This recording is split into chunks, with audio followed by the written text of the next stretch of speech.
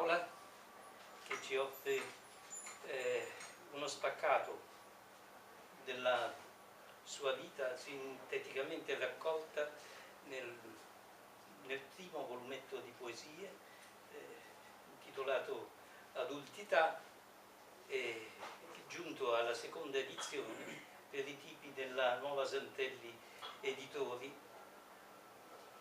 Dice di sé l'autrice a proposito del titolo L'adultità. L'adultità intesa come fase evolutiva dei sentimenti che non si placano ma acquistano una luce più concreta, più legata alla realtà che alla fantasia, ma non per questo meno brillante.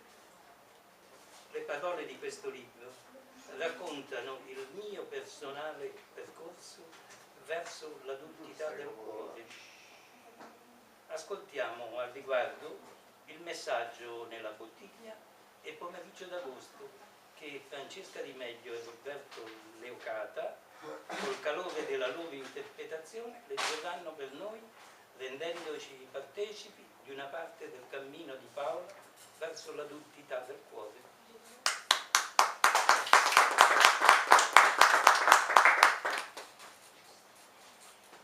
Il messaggio nella bottiglia.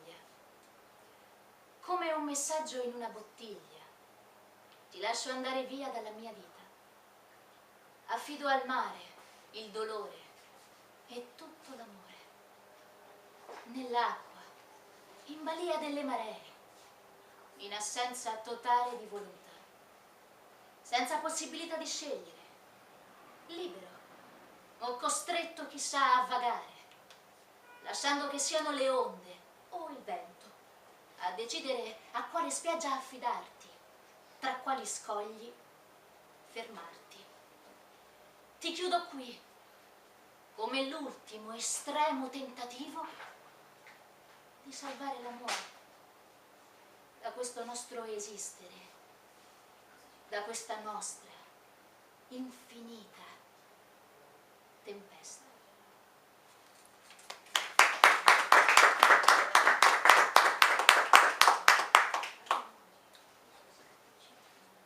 Fresco e addosso il costume, umidi e ricci di sale i capelli, la pelle calda da regalare e la femmina lentamente sale.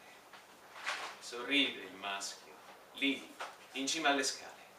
Nell'attesa lui sembra tremare, così sfocato nell'afa pesante il desiderio. Lo rende bollente. La sua pelle ora sembra brillare nell'abbraccio selvaggio e impellente. Li travolge l'odore del mare.